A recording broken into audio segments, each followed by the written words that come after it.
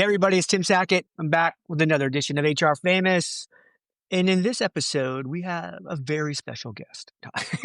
I say that every time that I have a guest. Jason Roberts, I think you're the head of like technology transformation, something for Cielo, which is one of the largest RPOs globally in the world. Give me your real title. Yeah, I'm the SVP of Technology and Analytics. Bam. There So you go. yeah, So good stuff.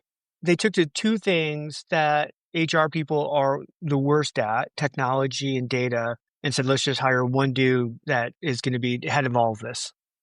Yeah, I happen to be good at those things, so they brought me in. But I still tell people I'm a recruiter. Like I still feel like a recruiter at heart. Yeah. Though I haven't slung Rex in a little while. It just feels like that's the root of it. And if you're building technology for recruiters, it's better to think of yourself as a recruiter, right? Yep. And so you're Cielo, I think for the most part, it's a remote company, right? Yeah. We're we'll be on client client site oftentimes, but Yeah. most of us sit, working from home Wherever. or whatever. Yeah. Where are you located? I'm Where do we Dallas. where does this pod find you? Dallas, which was where we ran into each other Yeah. at Hire Easy's Hoedown. There were so many people there. And so like everyone's talking shop and where I'm like, all right, I need to bring you on, talk shop. And we're going to talk about AI and obviously the RPO staffing world and all kinds of different stuff today. But I told you I have an idea for an agent. Okay. Let's start So there. here's my agent idea that I need. And this is just personal. Like I think the best things in tech are built when you need it personally. Okay. So you know how we have all these reminders that pop up everywhere in Yep. our life. And I'm sure like most of us, we run on multiple screens. Right. And I'm just a heads down person. I'm a head like so I start working on something on a screen and I could have the other screen could have fire flames coming up and like, vibrating the laptop and it does not phase me. I'm still going to be working over here. Right. I need an agent to say, "Hey, dummy, you need to be on this call." There's a Okay. call starting. And you're like, so I will pay attention to my phone. And so I need an agent that will actually just call me and go, "Hey, you're a dummy. You have a call starting in 3 minutes and you don't look like you're ready for it." So you need to build magware. I don't was that what it is? I have no idea what I Yeah. need to build. It's that or I need to hire an executive, assistant. Yeah. Well, okay. That's one way to go. No, so there's a tool. This is if you want to build an agent, you Yeah. can. Yeah. So there's a tool that I'm tinkering with right now called it's in the number 8 in Yeah. .io. Okay. And just think of it like it's like if this then that on steroids. So it Yeah. has the API connections for anything you can imagine, including OpenAI. So you set up an OpenAI API connection, and you can you wire it all up, and you can really make an agent that does anything. And then you can make agents that tap into other agents that do things for you. Yeah. So you could do a thing like on Telegram, you could say, "Hey, schedule some time with Jason," and it will go look at your calendar agent, look at your free time, your available time, and all of that stuff. Yeah. Then it will go and send an email to me and say, "Here's when Tim is free. When would you like to meet?" Mhm. And then when I reply back, it's looking at your email agent for a reply. And then when I say, "Here's the time I want," it will book the call for you. Yeah. And that's the difference between an agent and just like ChatGPT, right? So ChatGPT, you would say something like, and the LLMs, because I think people don't understand agents yet. For sure. No, Yeah, yeah. Let's start there because I think it's a common thing that every time I start getting into conversations about anything AI and recruiting, I first have to go into like this 15-minute conversation about what like AI they really are talking about. yeah, no, And 100%. people go, I don't like it's all the same. You're like, no, it's not. There's three really kind of different buckets within what we work with in terms of product that, are going to have an impact. But Yeah, that's 100% the deal. So like the LLMs, you might say, write an email to Jason that said for a meeting. And yeah. it will write a beautiful email that doesn't Yeah. sound like you at all, but Yep. or maybe if you trained it, right? Yeah. It'll sound like you. You could tell like angry Tim, happy Tim, That's right. That's right. reflective Tim. But it'll do that. But as soon as you say, tell Jason when I'm free, it can't do it. It's broken, right? No. Yeah. So the difference, so in comes agents. With an agent, it works with the LLMs. You're making a request, but then it has a bunch of tools, and you Yeah. connect up all these different tools. And what an agent's job is, it's not to give you a response like an LLM, it's to complete a task. So if you just say book a meeting, it goes and it will go through a series of tasks looking at different tools that it has available to it and deciding the best path in order to do that. It will decide on its own to write an email to me to Yep. ask available times because it knows that that's required in order to schedule a meeting. So it just does the thing. And then the outcome is we have a meeting scheduled. Yep. So yeah, you can totally, like, you could do a thing that says, that triggers on, meeting starts in 15 minutes or something like from Google, Yeah. and then have it blast out like a message on all of your devices. Like, Yeah. It just like, yeah, you have 3 minutes before this meeting starts. Like that's, yeah, I just need something like that. I'm anti Calendly, any kind of like, people always say that they're like, oh, send me your Calendly. And I I'm hate just, that. nope. I don't want yours. I don't want mine. Because I know if I here's my thing, I know if I had it, I actually have a Candly account. I never use it Yeah. because I know if I had it, I would literally I would be overbooked constantly. And without it, then all of a sudden now I got to look at my calendar and I have to go, I got time Wednesday, but I still want to do that thing. And then I go back, I have 1/2 hour segment right here and I send them that. Like, will this work? You know, it's like, Yeah. Yeah. You want some space too. Like, you want to space out stuff. No, well, in a company, you've got teams and or whatever, and you can see yes. everybody's stuff. But Yeah. so I stay triple booked all the time. That said, it is my pet peeve when somebody sends me an email and says, "Hey, when are you free?" For God's sake, you've got like 12 ways to see when I'm free. Go look. You should look and see. And don't ask me that question again. And then the other thing is, if there's a sales guy that sends me a deal that says, "Here's my Calendly link." Wait, what now? You want me to go book time with you? No, No, no, no. the thing I hate now is when they just send you the calendar invite for 15 minutes and you have no idea who they are. They're just hoping that you'll accept it because we all get so many of these during the Yeah. day, we just accept stuff. And I'm immediately like, that's junk, like blocked, like you are dead to be the rest of your life. So I accept those. Well, I shouldn't say that out loud here. Dang it. No, You I accept them and then don't show up. well, so I'll accept them, and then if it's one that I'm like, I don't know what this is, then I'll take a quick look. Copilot does a cool thing where it gives you all the context right there Yeah. on the Yeah. screen. Yeah. So I'll look for context. If I don't have any context, then I cancel and say, "Hey, what was this about?" You But I should just cancel last accept it second. and then send your agent, the Jason agent, to go do the meeting. Hi, I'm Jason. Well, that's possible now. That's Yeah. possible now. Like, I've got like, I don't know. I don't know. I've got 100 YouTube videos that exist of me out there. Yeah. So Yeah. I can point an agent to my YouTube videos, have it pull all the transcripts automatically, then have it sit in a repository of information, and then whenever somebody asks a question, answer based on things that I've said before. Yeah. So you never have to repeat yourself. Yeah.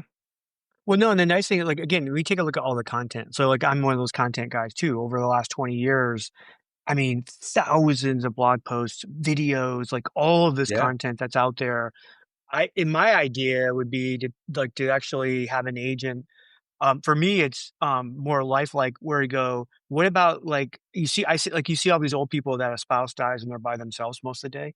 yeah. And you could actually build agents of their spouse or significant other that lives with them and that they can have conversations with all day like they do now. I think Like about this it with would my kids. it would be no different. I think the Yeah. same thing is like, can I leave an agent for my kids so that when I'm gone and they miss dad or they have a question, instead of just going and Googling it or going to GPT or whatever, they could ask dad, just ask dad, Hey, it worked for Superman, right? right? Superman, like right there in the Fortress of Solitude, he just Yeah. put the little crystal in. That was the Yep. Jor-El crystal, and he would be like, hey dad, what's going on? And who's the guy that played him? It was like the Godfather. I uh yeah. can't remember. Well, Anyway, remember, I Robot had the same kind of thing where it had limit like my, it would go, they would ask a question, we like my responses are limited to like answering a question or whatever, or whatever. But like it would actually talk to them like in this real kind of way. And again, we see the agents now, the interview and the reasoning behind it. And I'm like, I could teach an agent to be me and respond like me, have my voice, look like me, everything, right? And you're just like, I'm talking to dad for the most part. I mean, if you yeah, have enough content, there would be I so think that's where we're little going. differentiation. Yeah. I think there will, like, the new version of, those legacy boxes that you can, like, send all the old pictures into and all that. Yeah.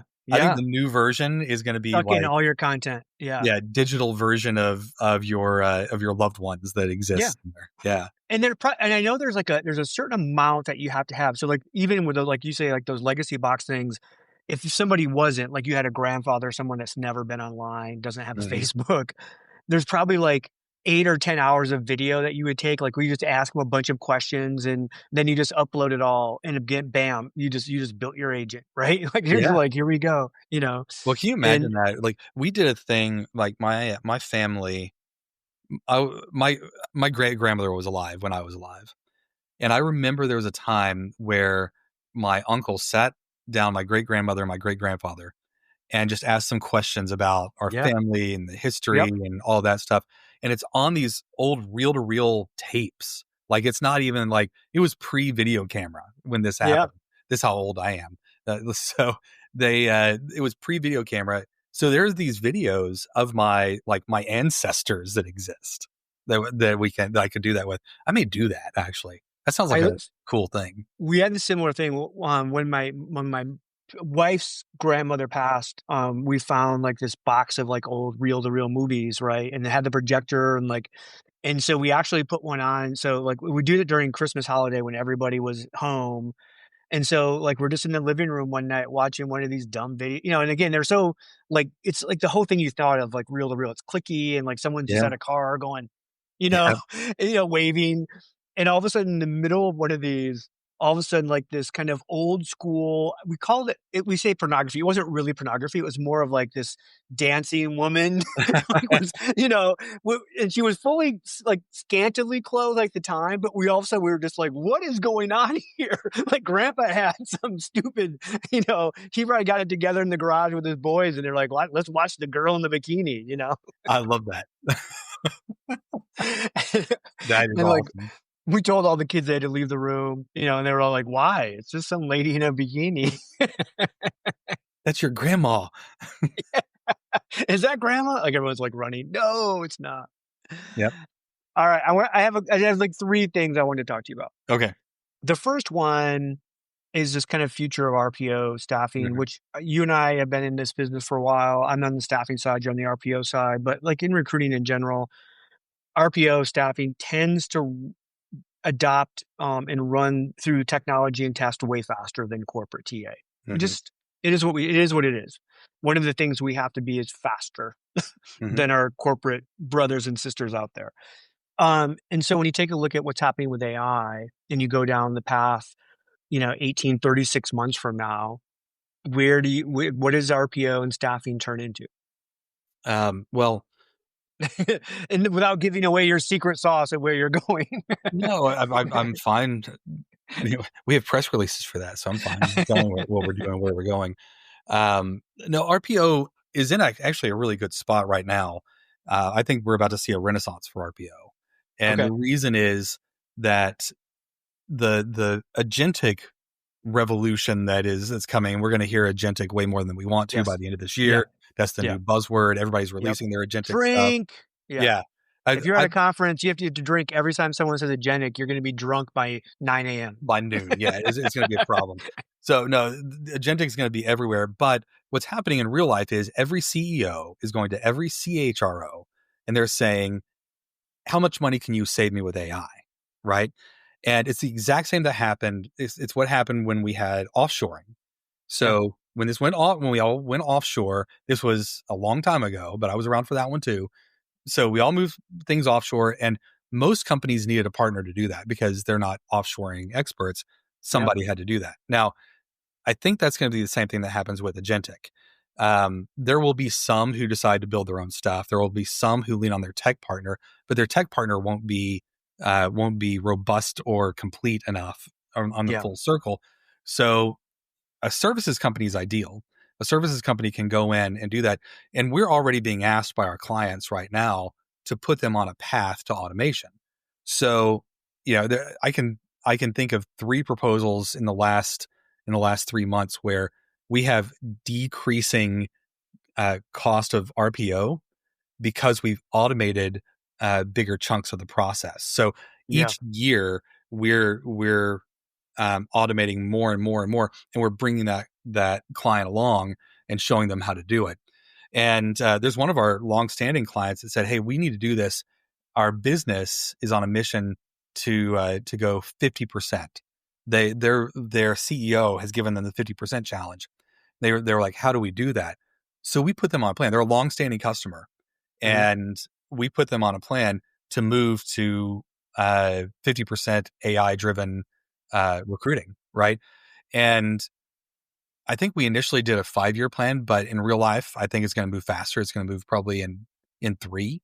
That's Um, yeah. Everything I see with like that stuff, it just seems to be moving so much faster than what we had normally saw. Kind of this history of automation over the last probably 20 years in like TA. You know. yeah, it's so I think RPO is in a really, really good spot to be that partner, right? The Yeah. partner that helps them get to that place.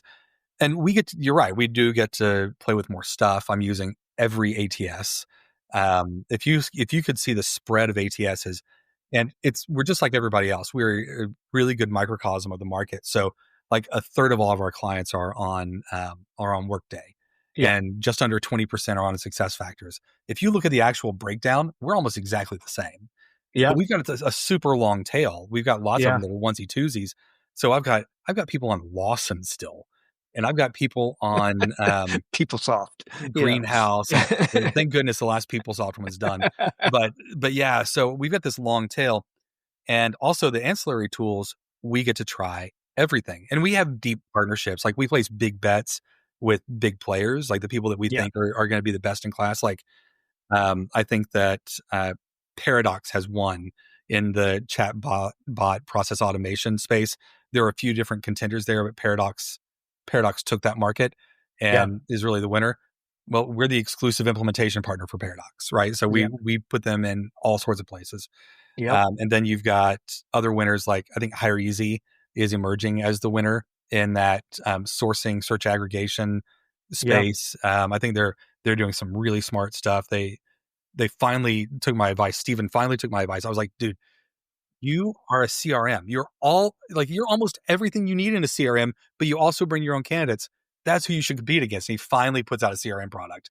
Yeah. Yeah. And so he's doing that, and he's got these But agentic not stuff. like for me, it was always too is like the reason we have such a low adoption in CRM is because the CRMs that were full blown CRMs were just too complex, and you had to have a full recruitment marketing team to run them. Yeah. They weren't meant for a recruiter, and that's why I think when you take a look at what they built, it's more of the CRM, light, even though it's full CRM, but it's something a recruiter can actually use on a daily basis, and that to me was the big kind of differentiator there.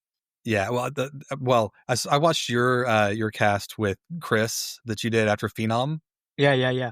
And I was like, man, they're a full Kool-Aid drinking mode right now. Like nobody raised the fact that Phenom best in class logins is 11%. Like, yeah, people put in this giant system and nobody uses it. Hey, when you're a tech nerd, you get geeked out for the new tech coming, and you're like seeing stuff, and you're like, "Hey, if this works half as good as what you just showed on the demo, this is going to be amazing." So it's like not quite 10% as good as what they showed. So that's the real life. And then it only works if people actually use it, which is the other part. Yeah, no, Um, that I mean, and that's all of this tech, right? But I yeah. want to get back to like this kind of what you see as the future of RPO because I actually, we're aligned on the staffing side as well. I take a look at 36 months down the road, and there's a lot of staffing will can be completely gone or like what I foresee is I'm going to be able to build an automated stack that I can resell like an on-off switch to SMB mid-enterprise where the RPO doesn't really play, right? Yeah. Because they could never afford to do it themselves, and technically they're probably not sophisticated enough to do it themselves either. Yeah.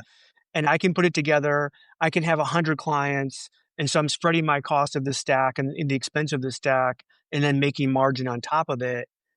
And I'm going to give this on-off switch to companies that need to hire, right? And again, at a fraction of probably what traditional staffing is, that I think will give them 85% of the way there.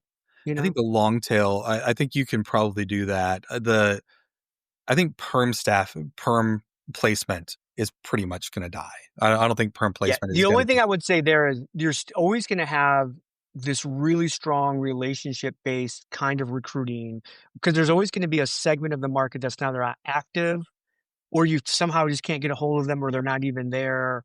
Where if I'm in a marketplace, in a local marketplace, and I Yeah. go and I have all these great relationships and I have someone that goes, hey, I need a CMO or I need a director of finance or I need a whatever.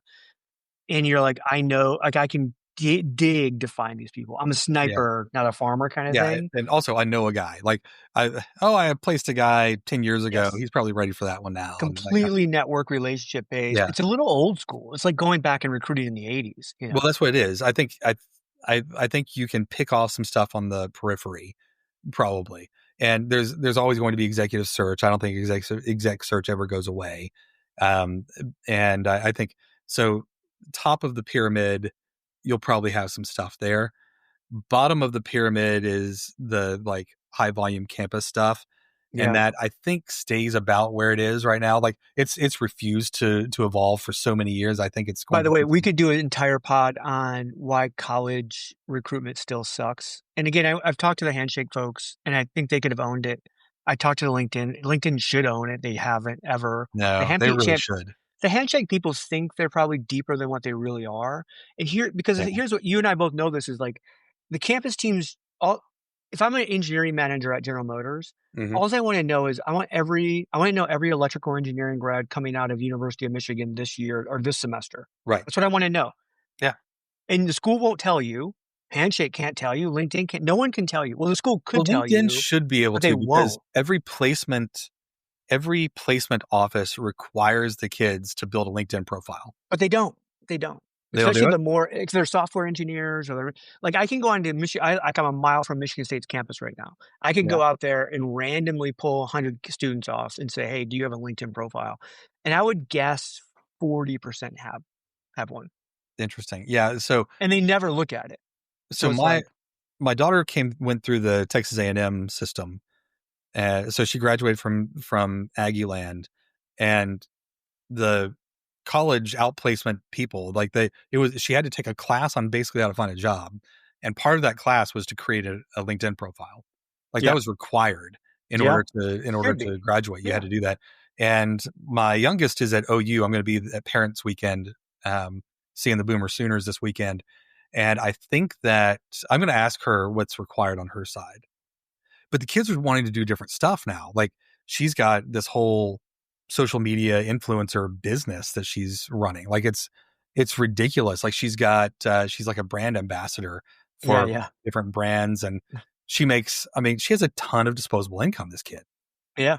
Yeah. It's amazing that they have that ability kind of like to do that. I still don't. It is not difficult. I Part of it is like higher ed is so far behind. I mean, we always Yeah. talk about like the America in general is 5 years ahead. When we talk about like kind of HR, TA, technology, blah blah blah, higher ed is so far behind. And it's again part of it. It's just their mentality. Like, Yeah. it's they make money still through career fairs, which is kind Hmm. of funny and ridiculous, and it's their own little power world, so you're like, "Hey, you have to come on campus if you wanna interview our students," and no it's just none of it makes sense in a modern world, and I'm keep waiting for, like, just somebody to rise up in that space and go, like this school figured it out and they've created this open environment where you can Hmm. find every one of their students and connect with them. And like, no one's done it yet, but I'm like, I don't understand why. Like, it's the only thing you offer as a university is to get these people their career. and, Yeah. and yet Yeah. you are the biggest hindrance most of the time to getting them a career. Like, it's crazy to me that that's the case. All right. Yeah. I agree. I'm going to completely left turn. All right. Let's go for it. Your favorite measure of success in TA? Um, I have a very strong opinion. It's unpopular on this. So, We might share that. hires. Flat out. Did you Yeah. hire somebody? You should hire somebody. Like that's what they're paying you for. Did you put an ass in a seat? Yeah. That's 100% of the job. And because you only do a portion of that job, then let's measure what you get a percentage of a hire that you touched, but it's still down to hires. It's no matter what. And when we start subdividing the job into like, oh, what about sourcers and coordinators, and fine, but somebody subdivided that job and said, I need to hire a headcount. And I can either have one more recruiter that produces 7 hires a month for me, Yeah. or I can have a sourcer, but I still, with those headcount, I need 7 hires a month out of each headcount, out of that expense. So if you're just a sourcer, that's fine, but you better contribute to the equivalent of 7 hires, Yeah. right? Out of those 7 hires, you better have your name attached to the majority of them. That's right. So, like, I mean, it is 100% about how many hires did you make. And there are some things on like how you did it. Like people get ticked. Oh, I made all these hires, but they all took me 6 months. Okay. There's a little bit of how just for customer service.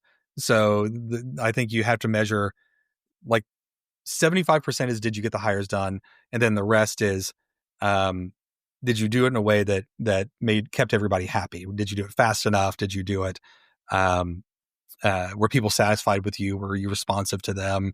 Did they feel like they had the warm and fuzzies when you interacted with them? Those are the extra. There's TA people listening and losing their minds because they're like, I'm an IT recruiter and I only make 2 hires a month. And Cheryl does our warehouse and she makes 50 hires a month and they're going to think she's better. And you're like, no, they don't. People can understand. People Okay, get the well, difference, that's a right? that's a fair argument.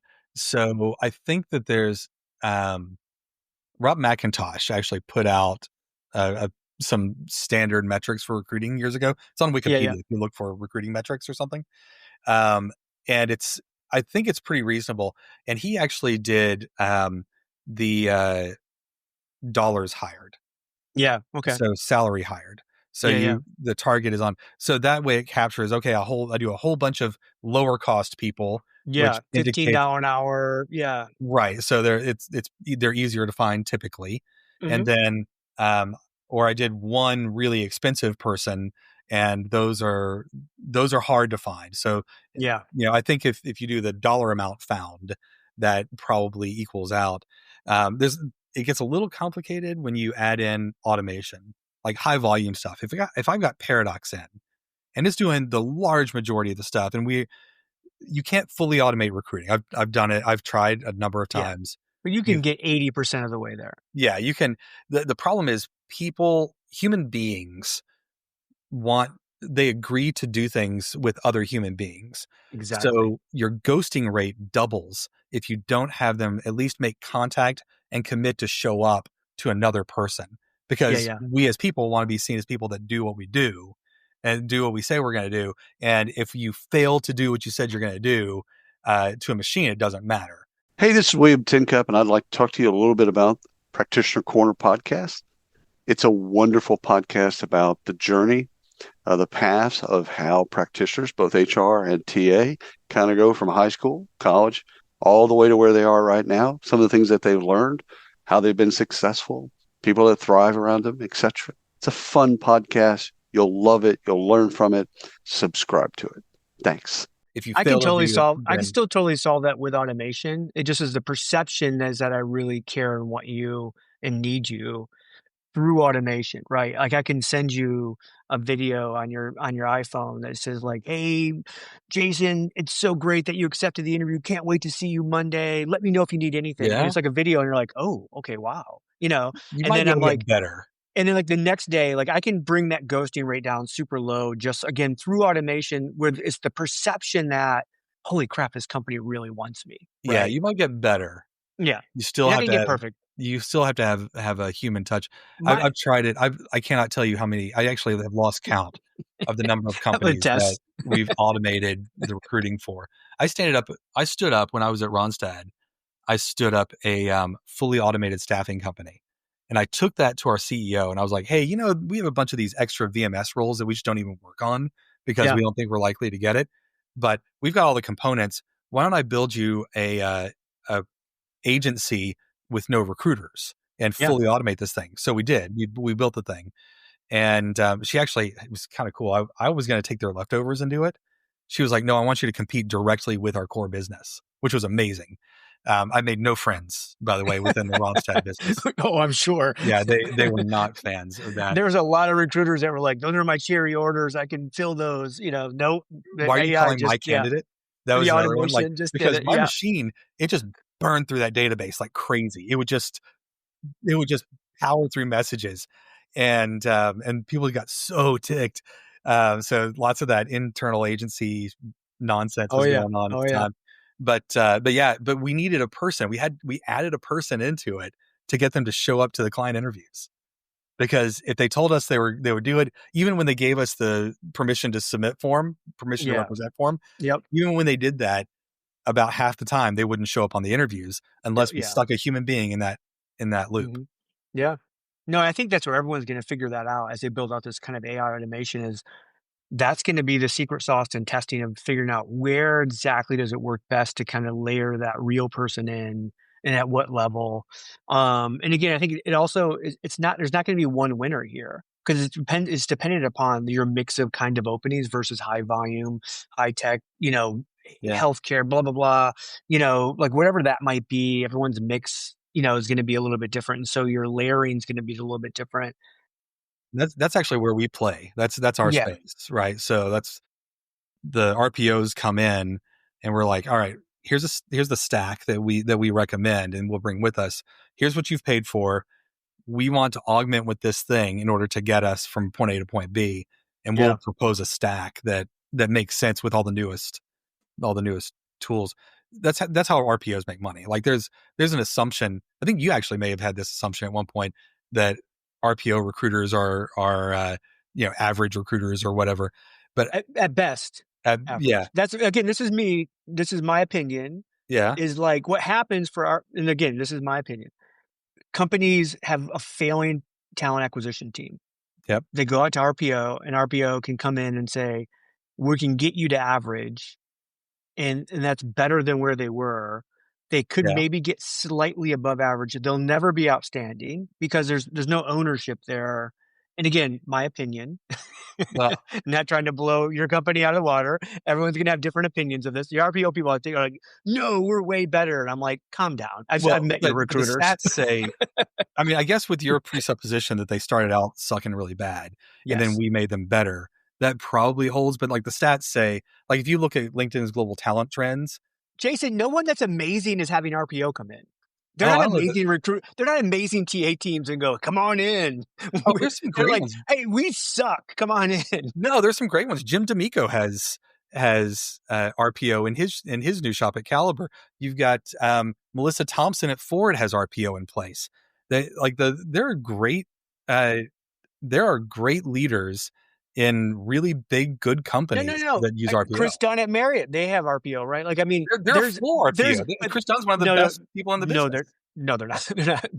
They used to be. They're not anywhere close to that now. But like the problem, like, here's what I see is like for all that it's capacity. Like to me, you need, if you're big enterprise, high volume, you need an RPO partner for capacity bubbles. You don't need an RPO, but if you're good, theoretically you would never need it, but like all of a sudden now you're up and down with your teams constantly. So for me, that's the capacity build that RPO gives you, this lever that you can constantly have ready to go so that you never find yourself, like shortchanging like the business because you can't deliver, Well, the outcomes. So if you look at the outcomes, like if you look at like the, for those that are not watching this on YouTube, Jason's pulling up dashboards right now. No, I have it. I have this. I have it running live.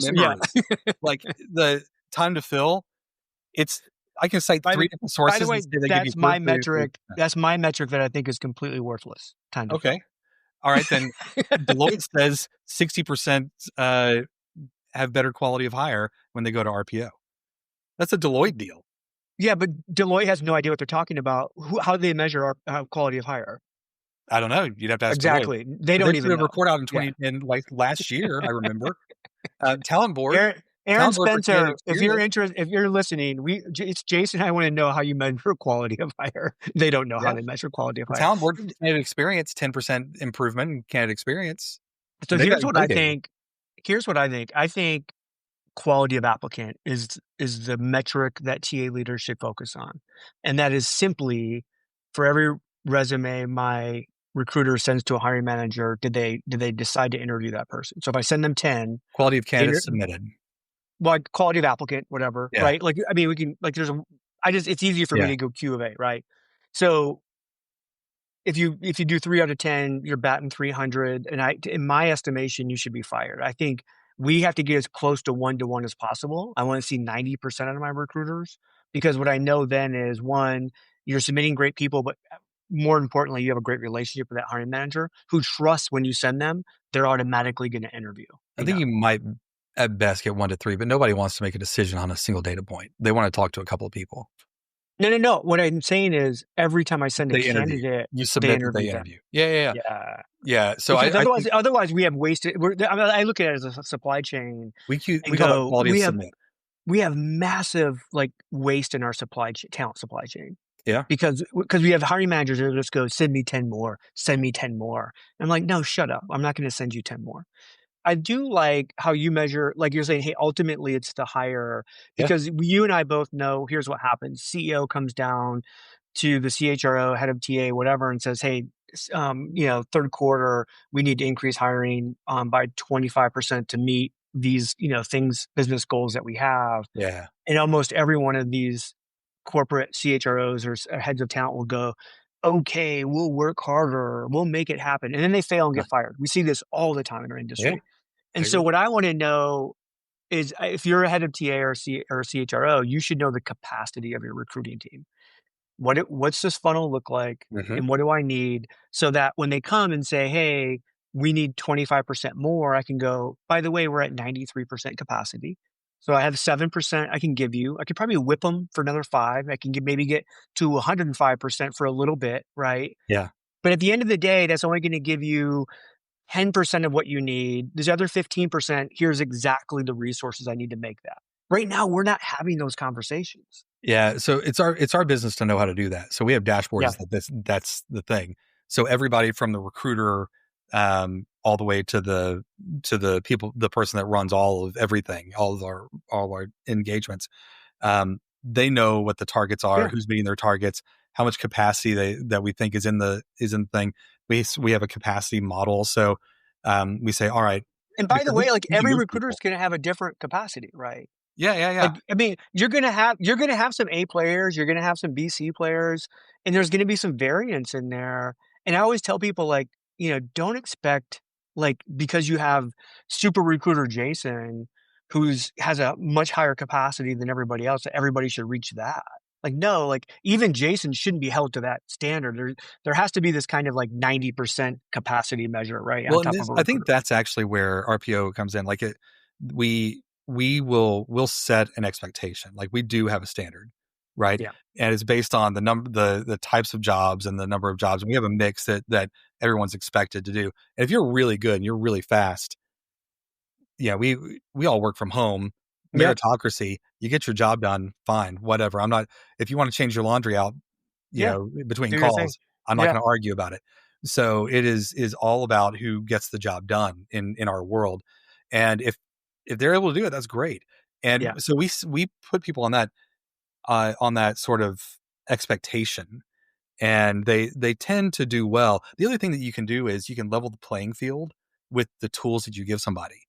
So for example, the tech that I've been building, so I buy stuff, but more now we're building our own tech. So the tech that I'm building is to pull all the agentic and the Gen AI stuff into a recruiter's workflow to make them faster and more efficient at their jobs. but also to give visibility to what can happen, and to make it where every hiring manager has the same experience, no matter, like, if there's going to be a spectrum of great recruiter and mediocre recruiter. Everywhere there's a spectrum of some sort. Yeah. All of our hiring managers have the same experience because Gen AI writes the status updates, right? And then the recruiter just has to go and edit that from now on.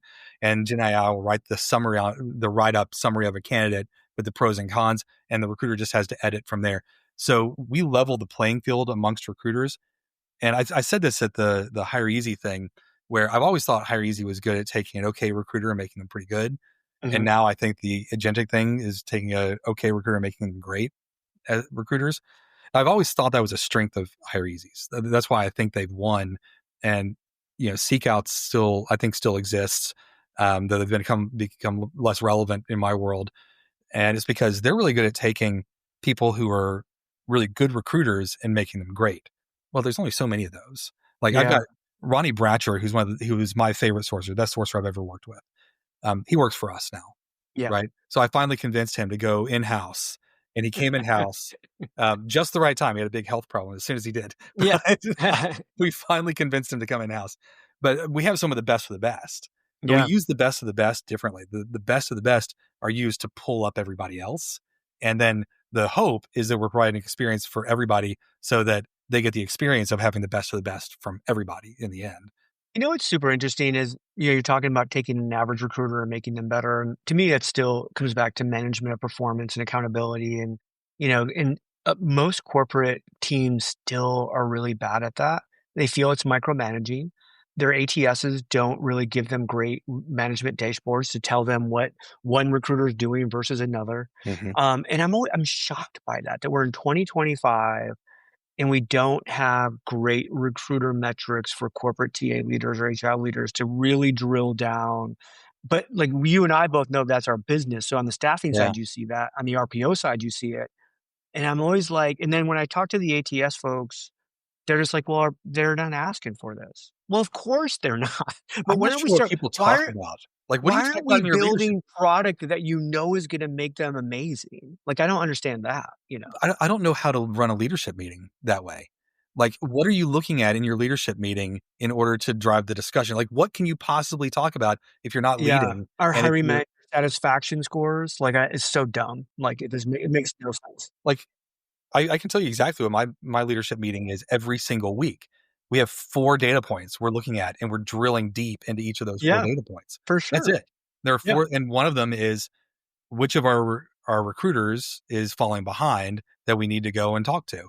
Yeah. But that's at the I tell very people, senior leadership I literally level. tell people all the time, if I have a recruiter who's failing, I can go to that recruiter, we can have a conversation, we can see if what's going on, dig into their numbers, look at their funnel, see if there's something, there.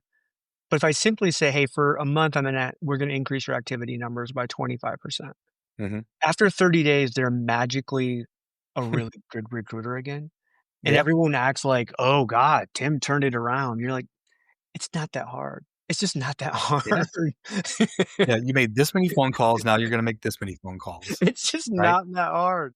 By the way, recruiting is really hard.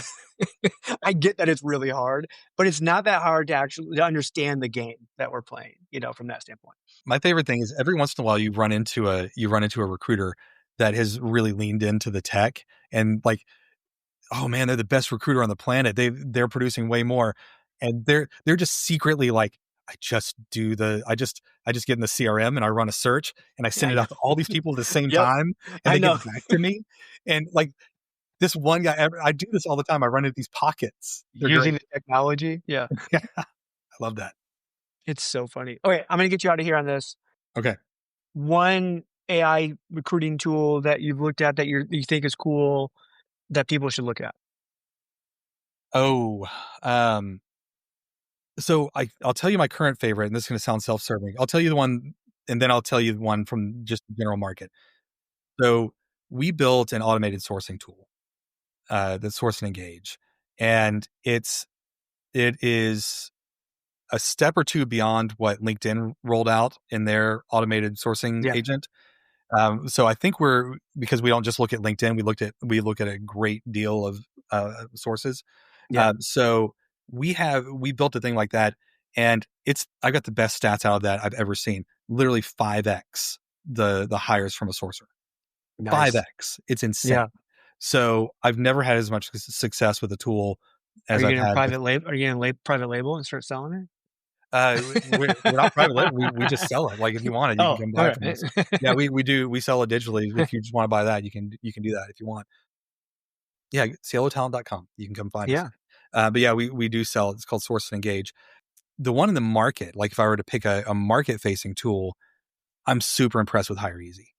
Yeah. They've come so far. Last year's release, their CRM release, I thought was a huge step for them, and they did really, really well with that.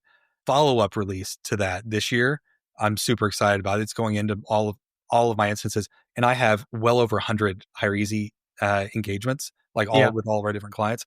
So we're rolling it out broadly right now. I guess the other one, which has become ubiquitous now, but Paradox has become just a big one. Yeah, they're just my thing with, and people that listen to the show know like I love Paradox, and partly because the customers that use it are like, hey, they said they were going to do this thing, and then we paid the money, and they did the thing, and it worked, and you're just like that. And people go, well, shouldn't that how it should be? And you're like, but you don't understand, in our world, that's not how it works a lot of the time. Did you see the shout out they got on CNBC? Yeah. That was nuts. When the CEO of Chipotle shows up and calls you out by name as the person that helped turn around the business. Yeah. With Jim Cramer there. Winner. And because you have so, like, again, like you just have so many of these companies, especially at high volume, that they're having to shut down a day a week. They're not being able to, like, and when I was at Applebee's, we had this issue all the time. It's like, you staff for the business you want, not the business you have. Right. And so, because what will happen is people try to keep cutting staff wise. And if somebody comes up to a Chipotle and they have to wait 15 minutes for a burrito, they're going to be like, bye, I'm going to go someplace else. Right. And so it's like, how do you make sure, but that, so like, again, like if you're properly staffed, you deliver great customer service, blah, blah, blah. Mine is a piece of Code Signal, which is the ability to start delivering white collar work samples, which I think is amazing through AI. So like from a sales standpoint, we always think like hiring salespeople is this like witchcraft. Like we don't really know. Everyone thinks they have their secret magic question they ask or whatever. And then you constantly see great performing salespeople go to a new company and fail, or vice versa. They were a failure. They got a shot at this company and all of a sudden they're amazing. And what I like about Code Signal is, because we know like work samples is probably the number one predictor of somebody being good, is you can have these real life, like, okay, hey, Jason, here's the scenario, blah, blah, blah, sell to me right now this pen or whatever, right? But they do it more in context of your business. And like they have this real live back and forth like work sample. And I'm like, oh, wow, I love that. That's really cool. I haven't seen that. I need to take a look. I haven't seen that one. You brought me a new tech. That's a rare treat. I'll take a look at that one. Yes, I got him. All right, you got me. Jason, how can people find you? LinkedIn. My handle there is JasRober, JASROBER. Actually, you can find me at that handle everywhere: Twitter, LinkedIn, all the places you can find me. Awesome. And I'm at Cielo, so cielotalent.com. You can check us all out too. Cool. Next conference you're going to be at? I am going to Unleash. Awesome. I'll see you over there, Unleash. And so if you're going to be out at Unleash, you can stop and find Jason and talk shop, or myself. So thank you for coming on. Appreciate you. Yeah. We should find a time to catch up over there. I said at the HireEasy thing, it's funny. We know we run in the same circles, but we must like pass on our perimeters. Like we don't hang out ever. So I'd love to 100% spend more time hanging out some. Awesome. Thanks. Hey, everybody. That's another episode. HR Famous. We're out. We'll try to do better next time. See you later.